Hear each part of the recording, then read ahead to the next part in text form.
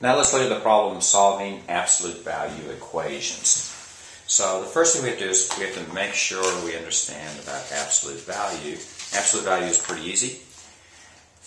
Absolute value is simply the positive of whatever number's inside. So if you have the absolute value of 7, the answer is 7 because it's the positive value of 7. If you have the absolute value of -3, it simply becomes 3 because you take what's inside and take the positive of it. So absolute value just means the positive of the argument or the number inside. So let's look at equations. If we have an equation, if we have an equation like x is equal to 6, that's pretty straightforward. That means x is 6.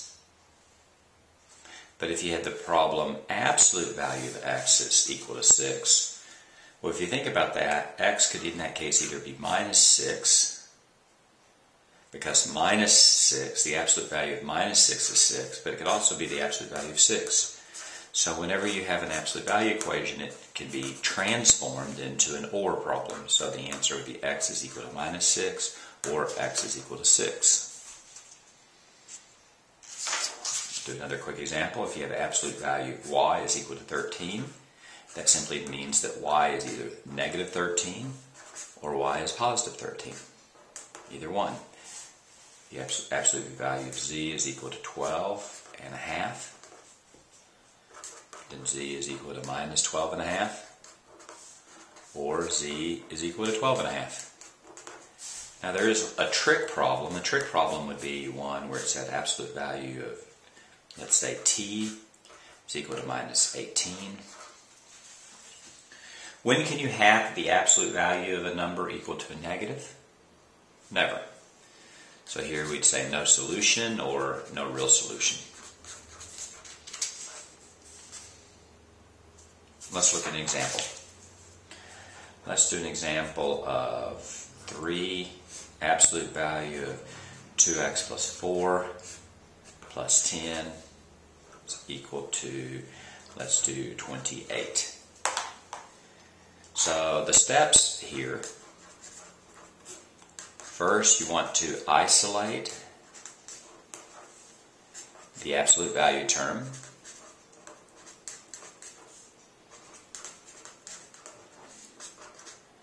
So what do I mean by that? In this case, what I want to do is I want to imagine taking a red pen and circling the absolute value term and getting this all by itself.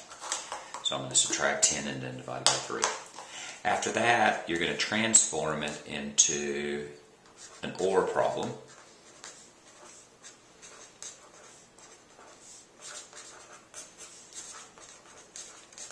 And then the third step is after we change it into an OR problem, we're simply going to solve both sides. So in this case, let's go through this. We have 3 absolute value, 2x plus 4 plus 10 is 28. First thing I'm going to do is subtract 10. 3, 2x plus 4 is equal to 18. Now what I'm going to do is I'm going to divide this side by 3 and divide this side by 3. The 3's cancel here, and I have 2x plus 4. The absolute value of 2x plus 4 is equal to 6. There's my first step. I isolate the absolute value term. Then I'm going to change this into an OR problem, so I know that 2x plus 4 has 2 different answers. It can either equal to -6 or 2x plus 4 can equal to a positive 6. Step 1, isolate the absolute value term. Step 2, make it into an OR problem. Step 3, simply solve these 2 sides of the equation. Let me move this up just so we can see it. In this side, I'm going to subtract 4 and subtract 4, and you get 2x is equal to -10. And then divide by 2, and I get x is equal to 10 divided by 2 is 5, but it's a -5. In this side of the equation, I'm going to subtract 4 and subtract 4. I get 2x is equal to 2. When I divide by x, I get 1. So I'm going to have x is equal to -5 or x is equal to 1. It's easy to check your work. Check your work, you just plug it in. So let's plug it in. We have 3 absolute value 2x plus 4 plus 10 is 28. And we're going to check x is equal to minus 5, x is equal to 1. So let's plug them in. First plug in the minus 5, so you 2 times minus 5 plus 4 plus 10 is 28.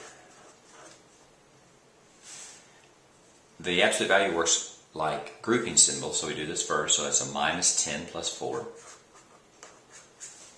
which is a minus 6. The absolute value of minus 6 is 6, so that's 3 times 6 plus 10 is 28. I can do the rest of my head, I think. 18 plus 10 is 28. 28 equals 28. That checks out. So that isn't your answer. So now let's check x equal 1. So we have 3. 2 times 1 plus 4 plus 10 is 28. Do what's inside the absolute value symbol first. That's 2 times 1, 2 plus 4 is 6. That's 3 times the absolute value of 6 plus 10, 28. The absolute value of 6 is 6, so that's 3 times 6 plus 10. That's 18 plus 10 is 28, which in fact is true. So that's your answer. Your answer is x is minus 5 or x is equal to 1.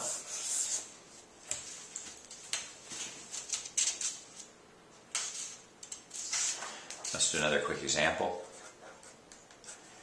Let's do 2 times absolute value of x minus 5 plus 6 is, let's do 19.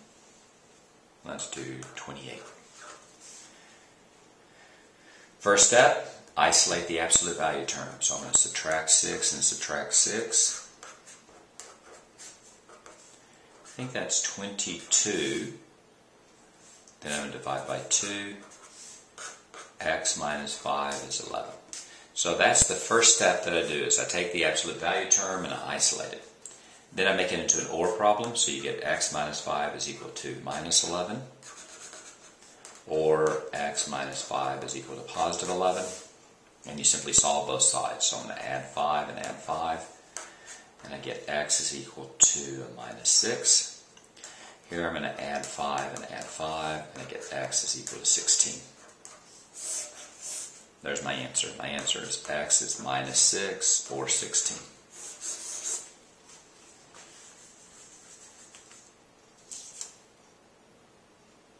That's all there is to it, except for occasionally you have a trig problem.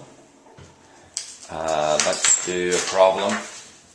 Let's do 2 minus absolute value of x plus 4 is equal to, let's do 16. So the first step is isolate the absolute value term. You go minus 2 minus absolute value of x plus 4 is equal to 14. This, remember, is a minus 1, so what I'm going to do is I'm going to divide this side by a minus 1 and this side by a minus 1. You get absolute value of x plus 4 is equal to minus 14. At that point you can stop. You have the absolute value of some number as a negative. That you never can have an absolute value term which is a negative, so this is going to be no real solution.